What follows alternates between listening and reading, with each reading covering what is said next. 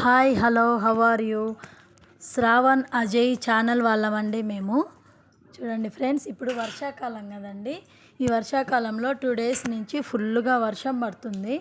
ఈ వర్షం వల్ల మనకి ఈ వీధిలోకి చిన్న చిన్న ఫిషెస్ అమ్మడానికి వచ్చాయండి. అవి న్యాచురల్గా చెరువులో దొరికేవి. ఆ ఫిషెస్ని ఎలా క్లీన్ చేయాలో చూడండి. ఆ ఫిషెస్కి కొంచెం రాళ్ళ ఉప్పు వేసి, కొంచెం బూడిద వేసి, అంటే కట్టెలపై వెలిగించినప్పుడు ఉంటుంది కదండి యాష్, ఆ బూడిద తీసుకొని వేసి వాటిని నీట్గా క్లీన్ చేయాలి. వాటిని తోకలు కట్ చేయాలి. ప్లస్ వాటిని బాగా ఆ సాల్ట్ వేసి బాగా రుద్దితే వాటి పైన ఉన్న పొలుసు అంతా పోతుందండి. ఆ పొలుసు పోయిన తర్వాత అవి తోకల్ని కట్ చేయాలి. చూడండి, నీట్గా తోకల్ని ఒక్కొక్కటి కట్ చేయాలి. కానీ చాలా టైం పడుతుంది. చాలా టైం పట్టినే మనం టేస్టీగా తినాలనుకుంటే కొంచెం కష్టపడాల్సి ఉంటుంది. అవి అనేది మంచిదండి. ఈ చిన్న చేపలు తినడం వల్ల మనకి ఐస్ కూడా చాలా మంచిగా కనిపిస్తాయి. పిల్లలు స్కూల్ నుంచి వచ్చేసరికి నేను ఇలా కర్రీ చేస్తున్నానండి. చూడండి ఎంత లేట్ అవుతుందో. అవి నీట్గా కట్ చేయాలి. కట్ చేసి వాటిని క్లీన్ చేసి తర్వాత అయితే మనము వాటిని చిన్నగా కర్రీ చేసుకోవాలి. అంతలోపు మనము వాటికి చింతపండు రసం అనేది ప్రిపేర్ చేసుకోవాలి. కాబట్టి కొంచెం చింతపండు అనేది వాటర్లో నానబెట్టాలి.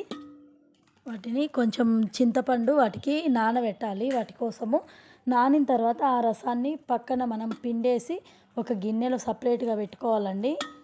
తర్వాత మనము ఈ కర్రీని ఎలా చేయాలో చూడండి. నేనైతే అవి చిన్నగా కట్ చేసేసరికి చాలా లేట్ ప్రాసెస్ అండి.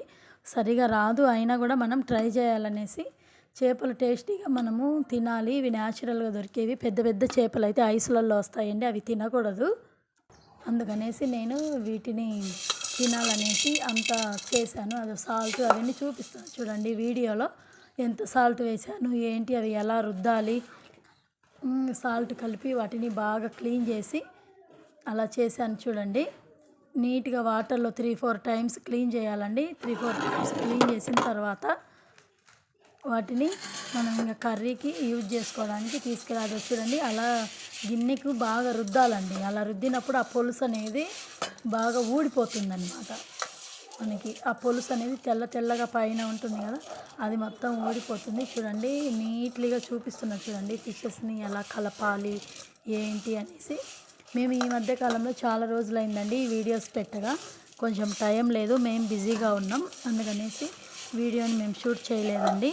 ఈరోజు లాంగ్ వీడియో పోస్ట్ చేద్దామనేసి చేస్తున్నాము. 2 డేస్ నుంచి మాకు బాగా వర్షం పడుతుంది. అందుకనేసి ఆ వీడియో తీసి ఈ చేపల కర్రీ చూపిద్దామనేసి నేను చేశానండి. చూడండి, చేపలు ఎంత బాగా కనిపిస్తున్నాయో. టేస్ట్ కూడా చాలా బాగుంటాయి. ఇవి చేదు అనేది ఉండదు ఈ చేపలకి. అలాగే ఇవి రెడీ అయ్యేలోపు నేను చింతపండు బాగా నానిన తర్వాత ఆ రసాన్ని పక్కన పెట్టాను. అదేవిధంగా చూడండి, ఆ చేపలు ఎలా ఉన్నాయి, ఎన్ని ఉన్నాయి అనేది మీకు చూపిస్తున్నానండి. చేపల్ని తర్వాత గ్యాస్ ఆన్ చేసి ఆయిల్ వేసి ఇంకా కర్రీ చేయడం స్టార్ట్ చేశానండి. ఏదో నాకు తెలిసినంతగా నేను చేస్తున్నాను. కాకపోతే చాలా టేస్ట్గా చేస్తానండి. ఇది చింతపండు రసంలో నానబెట్టాను ఫిషెస్ని. ఎందుకంటే అవి మెత్తగా అవ్వకుండా కొంచెం బాగా స్ట్రైట్గా ఉంటాయి. అవి తునిగిపోకుండా మనం కలబెట్టినప్పుడు కూరని తునగకుండా ఉండడానికి అలా వేసానండి. ఆయిల్లో ధనియాల పౌడరు, కొబ్బరి పౌడరు, సాల్ట్, కారం, పసుపు అన్నీ వేసి కాసేపు బాగా ఆయిల్లో వేగనిచ్చానండి.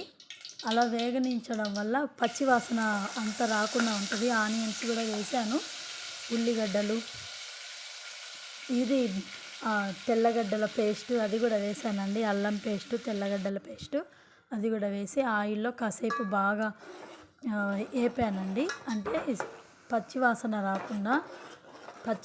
రాకుండా చేశానండి. అది చూడండి, అలా కాసేపు ఆయిల్లో ఫ్రై చేస్తున్నాను. చూడండి ఫ్రెండ్స్, బాగా ఉడుకుతుంది అది ఆయిల్లో. అలా ఉడకడం వల్ల పచ్చివాసన రాకుండా ఉంటుంది అన్నమాట. ధనియాల పౌడర్ చూడండి, అది కలర్ఫుల్గా కనిపిస్తుంది ధనియా పౌడరు.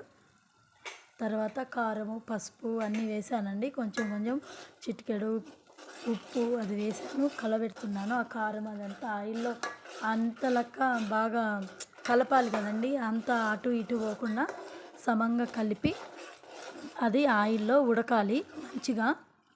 ఉడికిన తర్వాత దీంట్లో ఇప్పుడు మనము చింతపండు రసం వేస్తామండి. బాగా వేడవుతుంది చూడండి. అదో దాంట్లో ఇప్పుడు మనము చింతపండు రసం వేస్తాము. రెడ్గా కనిపిస్తుంది చూడండి. కారం కొంచెం ఎక్కువనే వేసాను, ఎందుకంటే కొంచెం సప్పగా ఉంటే తినలేము చేపలు. చింతపండు రసం వేస్తున్నాను. చేపల్ని సైడ్కు పెట్టేసి చింతపండు రసం అయితే వేస్తున్నాను. ఆ చింతపండు రసం బాగా ఉడకాలి, అది కూడా పచ్చివాసన లేకుండా బాగా తెరిలేటప్పుడు మనము ఈ ఫిషెస్ని వేస్తే అవి తినగకుండా మంచిగా ఉంటాయి. అలా తెరులుతున్నాయి చూడండి. అలా మంచిగా తెరులుతున్నాయి చూడండి. అలా తెరిలేటప్పుడు కొంచెం సేపు ఒక 10 మినిట్స్ తెల్లిన తర్వాత అది చూడండి ఫిషెస్ వేస్తున్నాను. అవైతే తునగకుండా చేప ఏ షేప్లో ఉంటుందో అదే షేప్లో ఉంటుంది, తునిగిపోవు. మంచిగా టేస్ట్గా ఉంటాయి, చాలా టేస్ట్గా ఉంటాయండి. చిన్నగా వేసి దాన్ని అలా అలా కదపాలి గరిటెతో, అంటే అవి తునిగిపోతాయి. చిన్నగా గరిటెతో అయినా చిన్నగా అనాలి. చూడండి ఫ్రెండ్స్, కర్రీ రెడీ అయిపోయింది. చాలా టేస్ట్గా ఉంది. మీరు కూడా మీ ఇంట్లో ట్రై చేసి టేస్ట్ చేయండి. నేను చేసిన ప్రాసెస్లో ఎంత టేస్ట్గా ఉంటుందో నాకు కామెంట్ చేయండి. ఈ వర్షాకాలంలో ఫిషెస్ ఎక్కువగా దొరుకుతాయి కదండి, అందుకని ఫిషెస్ ఎక్కువ దొరికే టైంలోనే మనము తినాలన్నమాట. రెడ్గా బాగా కలర్ఫుల్గా మా కర్రీ చూడండి ఎంత మంచిగా ఉంటుందో. తర్వాత కొంచెం కొత్తిమీర గార్నిష్ చేశాను, లాస్ట్లో కొత్తిమీర గార్నిష్ చేశాను. కొంచెం కర్రీ గిన్నెలోకి తీసి మీకు చూపించాను చూడండి. చూడండి ఎంత కలర్ఫుల్గా ఉందో కర్రీ. టేస్ట్ సూపర్గా ఉందండి. మా పిల్లలు స్కూల్ నుంచి వచ్చేసరికి మంచిగా రెడీ చేసి పెట్టాను. మీకు ఈ వీడియో నచ్చినట్టయితే లైక్ చేయండి, షేర్ చేయండి. Okay, bye bye.